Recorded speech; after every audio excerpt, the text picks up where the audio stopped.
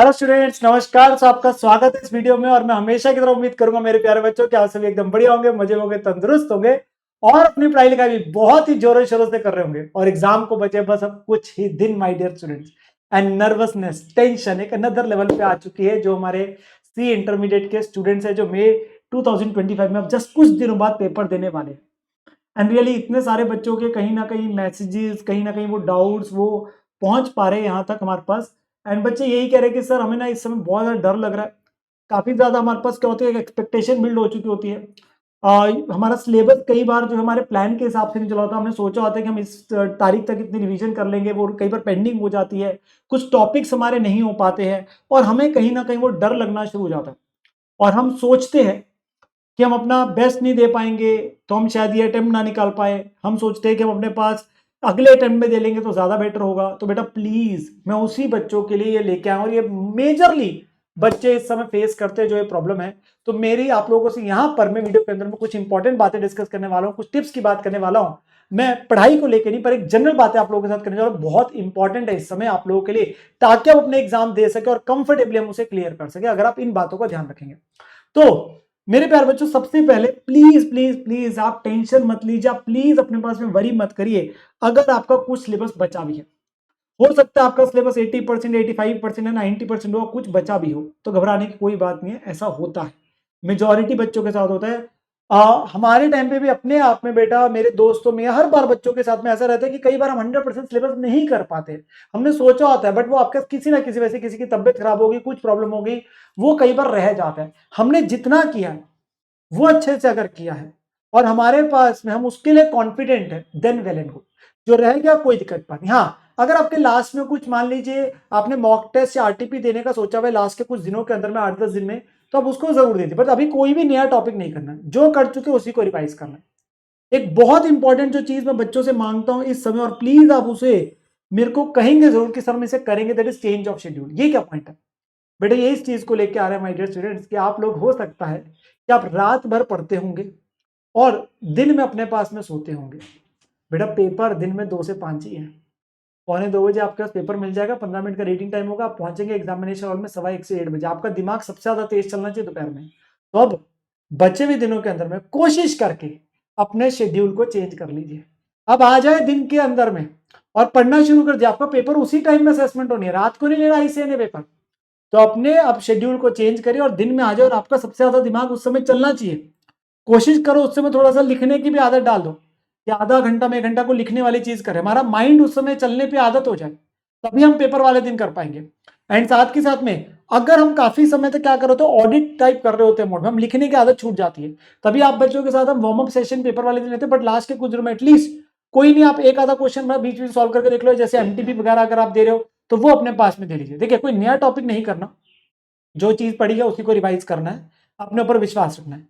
Retention issue रहता ही रहता है। सर परसों पढ़े थे, सर हफ्ते पहले पढ़े थे, भूल गए क्या पढ़े थे सर, वो लॉ का याद नहीं आ रहा सर सेक्शन, वो अकाउंटिंग स्टैंडर्ड वाली बात याद नहीं आ रही सर, वो इनकम टैक्स की प्रोविजन याद नहीं आ रही, किसी को ऑडिट का याद नहीं आ रहा, किसी को SM का याद नहीं आ रहा। दिक्कत है, और वो सबके साथ है। सच में बता रहा हूँ, सबके साथ है टच में। और वो हमारे साथ भी होते थे, हमें भी यही लगता है। बेटा आज तक भी आप पेपर देते ही आए हो, ऐसा नहीं है आप फर्स्ट टाइम देने जा रहा। फाउंडेशन भी क्लियर करके आप +2 तक भी पेपर दिए। डायरेक्ट एंट्री वाले बच्चों ने पहले भी ग्रेजुएशन के पेपर दिए, +2 तक दिए। बेटा ट्रस्ट मी, अगर आपके पास में आप अपने सिलेबस को इस हिसाब से प्लान कर लेते कि 1.5 दिन के अंदर आप सारा कैसे रिवाइज करेंगे, make sure except for the first exam, because first exam के लिए मैं आपको एडवाइस करूंगा आप 4 दिन रख लीजिए, जिसका मैं अलग से स्ट्रेटेजी वीडियो लेके आऊंगा फॉर द एडवांस अकाउंट। कि आपका पेपर अगर 3 तारीख को है तो 2 में, 1 30 एंड 29 अप्रैल आप तब से अपने पास शुरू कर दिया एडवांस अकाउंटिंग, अगर आपका ग्रुप 1 है, या एटलीस्ट 29 के आफ्टरनून से। 3.5 डेज तो देने ही देने, 3.5 to 4 डेज आपके देने ही देने फॉर योर फर्स्ट पेपर, ठीक है ना। पर बाकी पेपर में तो 1.5 दिन ही है ना। तो उसके लिए अभी से अब जो लास्ट रिवीजन चल रही है, मार्किंग करके रख लो कि मैंने उस 1.5 दिन में क्या क्या पढ़ना है, कौन से फ्लो चार्ट से कैसे वो पॉइंट्स अंडरलाइन हाईलाइट होने चाहिए, ताकि 1.5 दिन के अंदर मैक्सिमम अपने पास सिलेबस रिवाइज कर जाऊं। उसकी मुझे प्लानिंग करनी है। मैं आपको रिटेंशन के बारे में जो कह रहा था, बेटा अगर आप उस 1.5 दिन में पढ़ के जा रहे हैं ना, आपको सच्ची पेपर में याद आएगा। अपने ऊपर विश्वास रखो, भगवान पर विश्वास रखो, आपको पेपर में याद आएगा ही आएगा। हम रिकॉलिंग हफ्ते पहले ही करते हैं, 2 हफ्ते पहले ही करते हैं, वो यार कहाँ से, ह्यूमन माइंड है। इतनी सारी चीजें पेपर में पढ़ोगे वो 1.5 दिन में, तो वो याद आएगा ही आएगा। हमारा मेन चीज ये होता है कि हमें अपने पास में क्या कहते हैं, सिलेबस को डुप्लीकेसीज खत्म करके लास्ट 1.5 डेज की प्लानिंग करनी है। अगर वो हमने कर ली तो आपको बेटा अपने पास में, सच में बोल रहा हूँ, पास होने से और अच्छे नंबर लाने से कोई नहीं रोक सकता। फिर सिर्फ लास्ट में एग्जीक्यूशन की बात रह जाएगी, पेपर देने की बात रह जाएगी, बट आपके पास सब कुछ याद आएगा, सब कुछ याद आएगा। Then don't think of leaving your attempt. जो सबसे ज्यादा टेंशन इससे बच्चों में जा रही है और बच्चों के मैसेज आ रहे हैं कि सर हो नहीं पाया इस बार अच्छे से, हम अगली बार दे देंगे। बेटा आपने 9 महीने 10 महीने से मेहनत करते जा रहे हैं ऑलमोस्ट, जिनका फर्स्ट अटेम्प्ट है, जिनका शायद रेकरिंग अटेम्प्ट है, वो तो पता नहीं कितनी बार करते जा रहे हैं, कितने समय से कर रहे हो, उससे ही पहले से कर रहे हैं। तो बेटा मैं सच्ची बता रहा हूँ, आपको ये जो फीलिंग अभी आ रही है ना कि हमारी प्रिपरेशन जो अच्छी नहीं हुई, शायद मेरे दोस्तों की अच्छी हुई होगी, मैं नहीं पाऊंगा, मैं रह जाऊंगा, दोस्त निकल जाएंगे।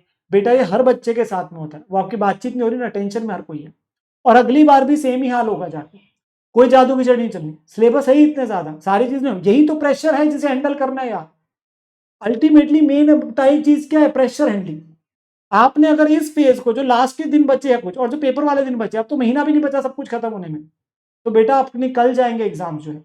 रिजल्ट के बारे में सोचना छोड़ दो, रिजल्ट के बारे में सोचना छोड़ दो, पेपर के बारे में सोचिए और उसमें अपना बेस्ट देने की कोशिश करिए। तो ये मत सोचो मैं भूल रहा हूं, अपने पास करते चलो अपनी मेहनत। और जो लास्ट 9 महीने से यार तुम इतनी मेहनत करो, 10 महीने 1 साल से मेहनत कर रहे हो, क्या उसे हम खराब कर देंगे अब लास्ट में आके? क्या हम अपना इस वजह से अटेम्प्ट खराब कर देंगे? बिल्कुल भी नहीं, बिल्कुल भी नहीं। हम अपना बेस्ट दे के आएंगे पेपर के अंदर में, जितनी मेहनत करिए, जितने सिलेबसेस करें, कोई दिक्कत की बात नहीं कि सब्जेक्ट का 80% हुआ है, कोई दिक्कत की बात नहीं कि सब्जेक्ट का 75%, जितना कर है उतना अच्छे से करके आएंगे। या नंबर पासिंग के लिए 40% दीजिए हर सब्जेक्ट में, 50% एग्रीगेट में बन जाएंगे।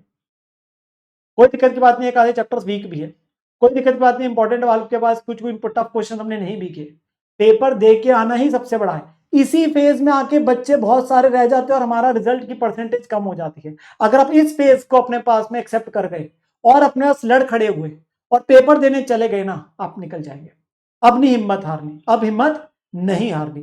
सो make sure you stay calm and confident. Attempt छोड़ने के बारे में बिल्कुल नहीं सोचना, अपने आप को शांत रखो। अगर ये शांत होएगा ना बेटा, दिमाग शांत होएगा, तो ही पेपर कर पाएंगे। टेंशन बेटा कभी किसी के साथ कुछ नहीं हो, आप खुद घर पे देख लीजिए, आप ऐसे कभी माहौल में देखते हैं आप, जो लोग टेंशन में रहते हैं ना, वहां एफिशिएंसी, आउटपुट, प्रोडक्टिविटी कम ही निकलेगी। अगर आप शांत मन से खेलेंगे ना, अपने पास में गेम ही है ये, एग्जाम देना, अगर आप शांत मन से करेंगे ना, शांत माइंड से करेंगे, तो आपका पेपर अच्छा होगा, एटलीस्ट आप अपना बेस्ट दे पाएंगे। तो स्टे काम, बहुत इंपॉर्टेंट। अपने ऊपर विश्वास रखिए, ये हमने अपना जितना डाल सकते हैं एफर्ट उतना डाला। हमेशा लगेगा कहीं ना कहीं कुछ हमने कमी करी, कोई दिक्कत की बात नहीं, हम अपने पास ये फाइनल में कर लेंगे उसको इंप्रूव जो है। बट अभी के लिए हम अटेम्प्ट नहीं छोड़ेंगे। Stay calm and confident and just believe in your self. अपने ऊपर, भगवान के ऊपर विश्वास रखिए, आपके साथ अच्छा ही होगा। आप लोगों ने अगर बेटा कुछ बुरा नहीं करा जीवन में, आप लोगों के साथ बुरा नहीं होगा। रिजल्ट की एक्सपेक्टेशन छोड़ दो, कर्म करते चलो। और मुझे कमेंट सेक्शन के अंदर जरूर बताना कि सर हम अपने पेपर दे के आएंगे, फोड़ के आएंगे, जबरदस्त तरीके से करके आएंगे, और अटेम्प्ट छोड़ने के बारे में बिल्कुल नहीं सोचेंगे। जो लास्ट के चंद दिन भी बचे हैं उसके अंदर भी हम अपना बेस्ट देंगे, जो बचा रह गया है। टेंशन लेने करो बंद और पढ़ाई पे ध्यान लगाओ। अपने पास में पेपर फोड़ के आने, आप लोगों के साथ हम हर समय अवेलेबल है बेटा।